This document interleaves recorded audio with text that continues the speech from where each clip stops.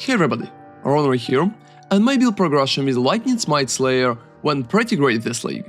I started it and pushed it as far as I can from day one, so right now it is a perfect moment to showcase a late endgame version of it, Uber Smite. In this video, I'm going to explain how the build works and answer common questions as well. Check out timestamps for particular topics and let's go. With the dual build setup, the build right now can clear all the content in the game in a pretty relaxing manner.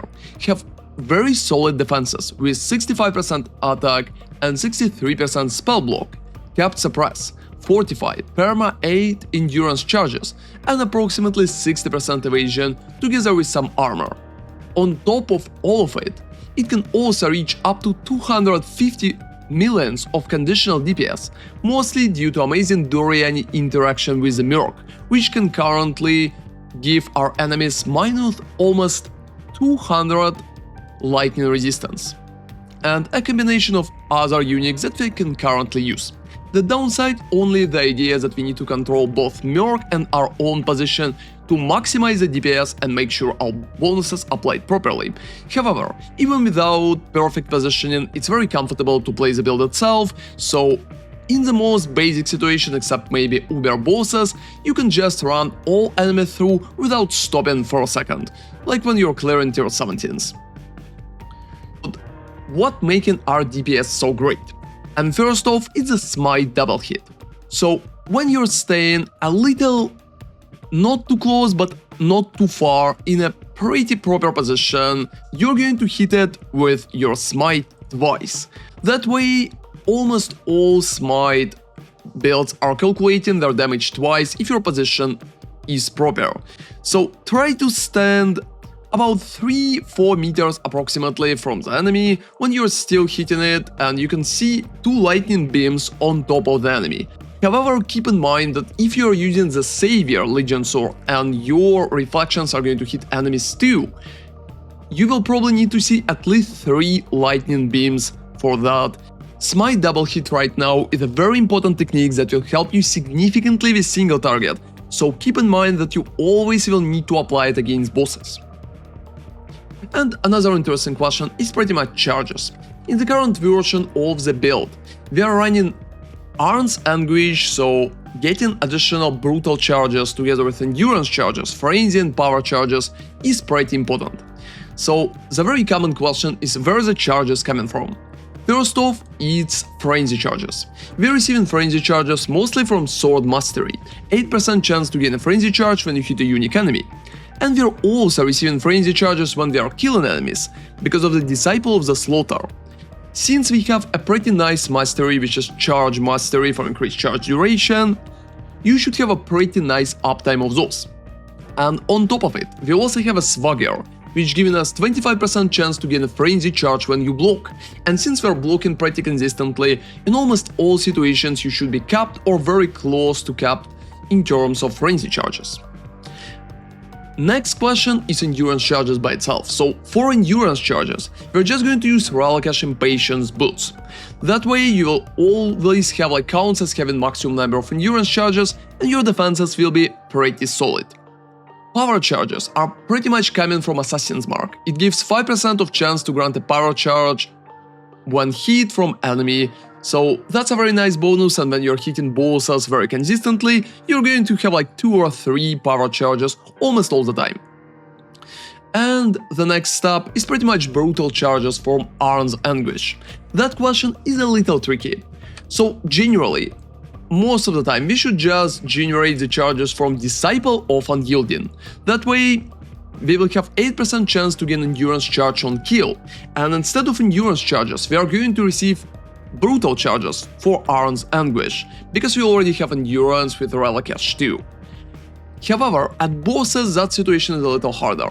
We will need to use Enduring Cry when we are staying close to the boss to receive 5 endurance charges, which is a pretty nice number at almost all the Ubers. You will need to use it only once because the duration is big enough and you will probably kill the Uber faster than those charges will just run out. Another option to get the charges is pretty much receive 1 endurance charge every 15 seconds on your body armor. However, when you're going to fight a boss, you need to make sure that you're staying like in the location long enough so your charges will stack. Another interesting question is why I have so much mana unreserved. I currently have about 200 mana unreserved, and that's a pretty big number. I could fit a little more auras, but I really feel like having that much unreserved mana is a very good idea. And here's an explanation why. I'm using Prismatic Tincture of Mastery, which is providing huge damage to the build, but it has increased mana burn rate. That way mana is starting burning very fast, and when it will burn to 0, Prismatic Tincture will just deactivate.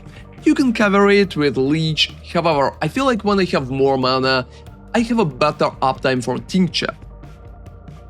Another interesting question is pretty much Shock in Ignite. Since we're using Yoke of Suffering together with the Taming, we are receiving additional elemental damage with hits and ailments for each type of elemental element on the enemy. We're always critting, so it will be much easier for us to have like uptime for Ignite and chill. However, there's a pretty important moment that we need to have some kind of source for both cold damage and fire damage, because initially our build is dealing only lightning damage overall. So the best source for something like that is just using one basic Abyss Jewel. Here you can roll fire damage to attacks together with cold damage to attacks, and you can get like life or multiplier for it. It's going to provide enough damage so you will be able to ignite with crits and like apply elements that way to have a little better situation in general. And since I'm using Little Pride right here, I'm also receiving 5% of physical damage as extra fire, which should help this situation as well. So if you're using something similar, just relying on Little Pride could be a decent idea as well. On top of it, you also will need to poison, and most of the time I just recommend to use Tattoo of the Tahoe Shaman. You will be able to poison with like 5% chance, and you will be able to bleed as well. So here just like bonus for bleed and critical strike chance when attacks have chance to cause bleeding. That way poison, bleeding, ignite, chill and shock all going to be applied to the enemy at almost all times. Now let's talk about our own Ailment Protection. So generally I'm not running anything in particular for Ailment Protection because I really feel like for me just the Pantheon bonuses are pretty much enough. So initially I'm just running Soul of the Brine King for Cannot Be Stunned and Chance to Avoid Being Frozen, and on top of it I'm running Soul of the Garukhan to reduce effect of shock on my character. You can also roll reduced effect of shock on one of your flasks, and just in combination it's going to give you 100% reduced effect of shock on your character when you have like a flask uptime.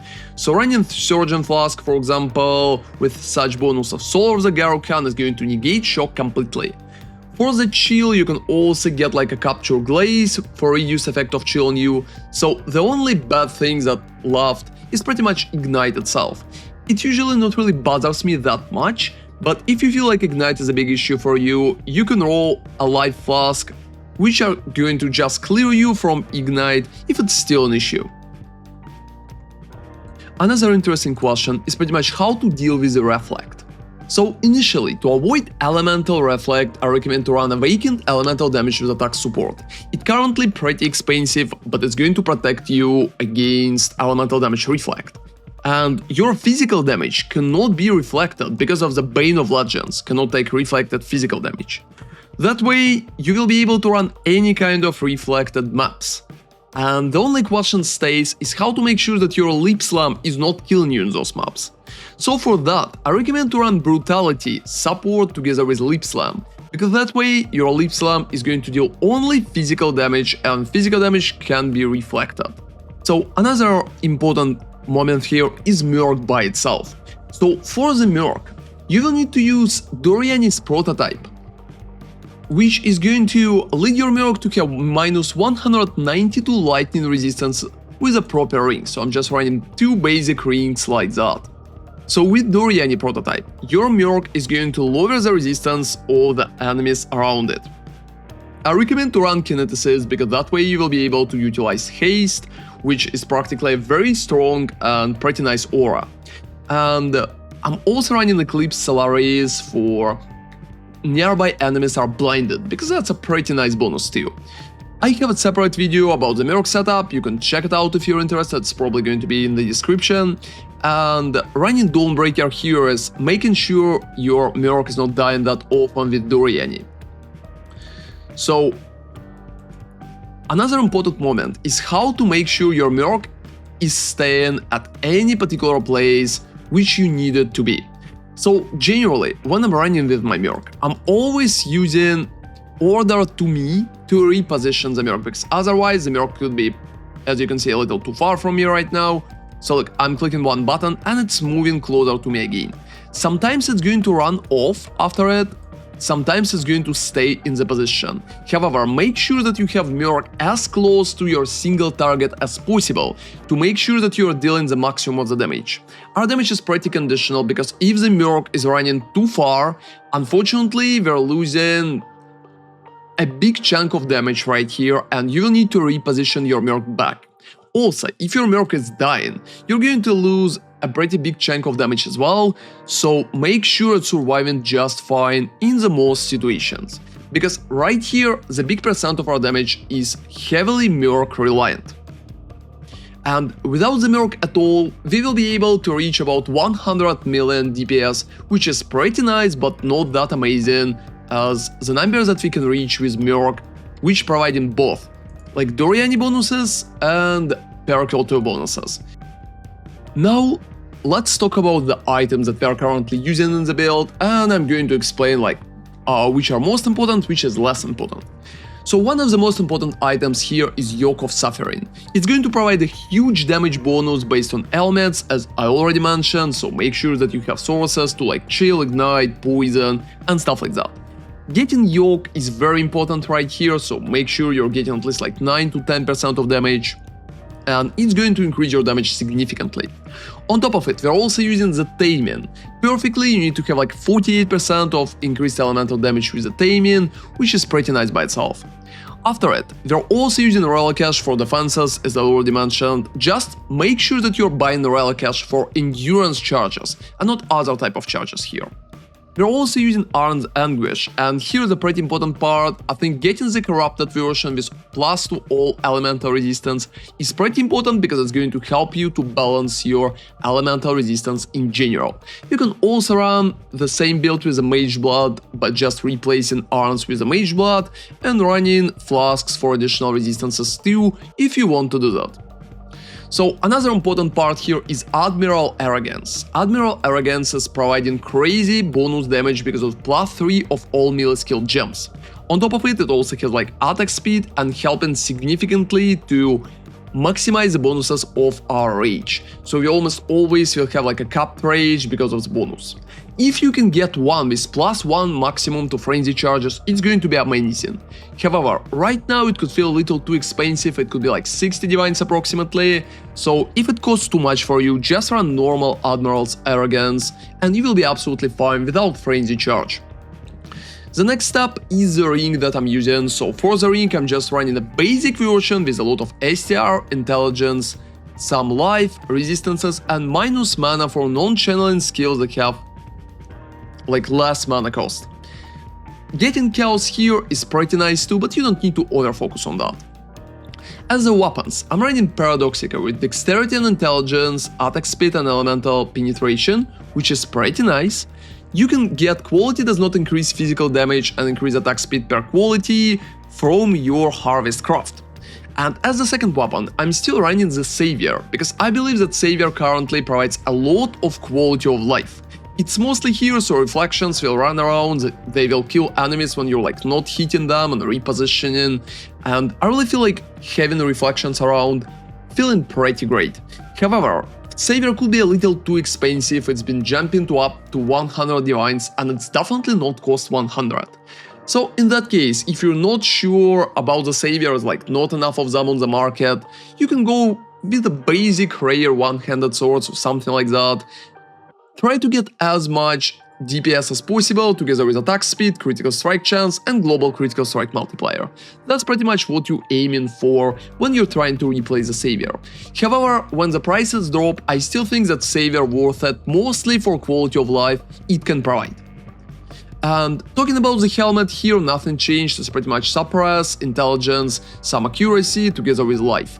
Running mana reservation efficiency and reduced mana cost of attacks, pretty important here, just like an implicit. For the body armor, I'm running like additional lives, some resistance, physical damage reduction, and even more life. Getting melee hits have chance to fortify here is very important because that's your only source of fortify. You're hitting pretty often, so you'll probably have fortify up almost all the time, but it's still recommended to roll that as high % as possible. And the second roll should be critical strike multiplier, or for example non-curse auras effect. So that's pretty much it for all the items here. As the flasks, I'm still just running crit, together with onslaught, together with Jade Flask for some evasion. And as the Tincture, I recommend to get elemental damage with melee weapons together with melee weapon attack speed. Right now is the most effective Tincture that you can get, and it's going to improve your damage significantly, so get it as far as you can. So now let's talk about the gems and the links. So for the main skill, I'm just running Awakened added lightning damage together with Inspiration, Awakened elemental damage with attack support to make sure we're protected from Reflect, Volatility, Multi-Strike, and Smite itself, which is Dual Smite, and perfectly it should be level like 21. If you can afford it, getting Awakened Multi-Strike support could be a nice bonus too, but I filmed most of that gameplay without it. For your movement skill, I'm running Lip Slam together with faster attack support and brutality. For the mark, it's just Assassin's Mark, Mark on hit, and Life Tap. For the auras, I'm running Wrath, Enlightening, Precision, and Flesh and Stone. If you can get Wrath level 21, I definitely recommend it, and same for Flesh and Stone as well. As a second movement skill, I'm running Frost Blink, Blood Rage together with Urgent Order and Enduring Cry. I'm not really using Blood Rage proactively right now, so it's not really necessary to even have it. However, sometimes it could come in handy, so I have it as an option. And Enduring Cry is pretty important to link with Urgent Orders, because that's like the main reason how you're going to make sure that you will be able to spam your war cry faster. And the last part is pretty much Steel Skin, Automation, and Life Type support. You can also add like additional duration here if you like, because right now I have an empty slot, but I feel like duration is a very good option as a last gem in the build. Now let's talk about the tree, what kind of bonuses we can get there, and what kind of items we are using in the tree. First off, I heavily recommend to use Light of Minion for Chaos Resistance, because it's literally capping my Chaos Resistance from only one jewel, so minus 12 without it, and with Light of Minion, as you can see, I'm capped, so it's 92. It's feeling absolutely amazing, and I heavily recommend to use it, because it will make capping Chaos Resistance is a very easy setup for you. So next part is pretty much Little Pride. For Little Pride, I usually just recommend to take something which provides a lot of additional melee critical strike multiplier, because we already have like double damage from Paradoxica, and we don't really need to focus on that too heavily. So I also have like physical damage as extra fire here and additional life from Art of the Gladiator. Try to aim for Little Pride, which gives you both some quality of life, such as rage or life, and for example, just basic damage by itself. And I'm using one cluster jewel right now, mostly with Blood Scent, Fuse the Fight, and Martial Proofs. Blood Scent is here to make sure we are generating more rage, because that way it will be even easier to cap it together with Admiral's Arrogance. I'm also running Fuse the Fight to make sure we are leeching mana, because our physical leech is just coming from Gladiator Perseverance right here. And for the Gladiator Perseverance, make sure that you have the mastery with non-Wild Strike skills target one additional nearby enemy. If you will feel like you need to fight enemies with a lot of block, you can always repick 3 additional points here and get monsters cannot block your attacks right here from Attack Mastery, which could be a very nice bonus too. And for the rest of the tree, I think it's pretty much self-explanatory. You just need to make sure you're taking everything for the block here, here, and here, and you're capping your block from like Versatile Combatant, don't forget about that. At your Ascendancy, I recommend to take Brutal Fervor, Masterful, Bane of Legends and Headsman. In some situations, you can take Overwhelm instead of the Headsman or instead of the Brutal Fervor, but I really feel like 20% Calling Strike is feeling a little better, especially together with additional movement speed and additional attack speed when you're clearing the maps, so I'm probably staying with the Headsman myself. And for the Watcher's Eye, I heavily recommend to just get attack speed together with increased critical strike chance while affected by Wrath. That combination is going to work pretty good, it's going to give you enough damage, about 10%, and it's definitely recommend to run that. To make sure that your spell suppression is kept, you also might need to use a few tattoos of the Ramaker Shaman with +2 chance to suppress spell damage. Make sure that you have 100% spell suppression, because it's pretty important for your survivability. Now, let's look at our path of building and how we are calculating our damage. So a very big chunk of damage is nearby enemies has minus 192% of lightning resistance. If you're deleting that modifier, as you can see, we're dropping up to 64 millions of damage approximately, which is not nice. Make sure that you have your Merc always close to yourself. Your damage with hits as lucky is Mercenary bonus 2, and haste has no reservation, is coming from it as well. If you're calculating your damage and path of building, make sure that you're allocating bonuses from your Merc, and when we are talking about the rest of the things, make sure that you're allocating Dual Smite only once. You don't have enable Dual Smite for the normal skill, because if you will do it, your full DPS is going to jump too effectively, because it's going to calculate like double hit with Dual Smite. So to calculate that, you will need to add additional Dual Smite right here only for Aura. However, I don't really believe that Dual Smite Aura is too consistent, especially on the Uber bosses. And as you can see, a very big chunk of damage, almost 60%, is coming from your Tincture. So make sure that you have a very good uptime on the Tincture. You can also use something like Bottle Faith if you're not running Mage Blood to boost your DPS even further. However, I believe that uptime of Bottle Faith will be not that big, and it's going to make your DPS even more conditional than it already is. So I'm not adding Bottle Faith to the setup right now, even if I have one. So another interesting topic is how the DPS feels like in general. And I heavily recommend to keep in mind that sometimes you will feel like your damage is just absolutely insane when everything procs, like Merc is close enough, you're close enough to Merc, all auras is working and stuff like that. Sometimes you will feel like your DPS is dropping if Merc is dead, for example, or too far from the enemy. Just keep in mind that positioning is playing a very important role to play in that build and Smite in general, because you also will need to make sure you're hitting enemies twice. And another interesting topic is how we can boost even more defenses compared to what we already have. I believe like Block currently giving a very nice upside for dual wield.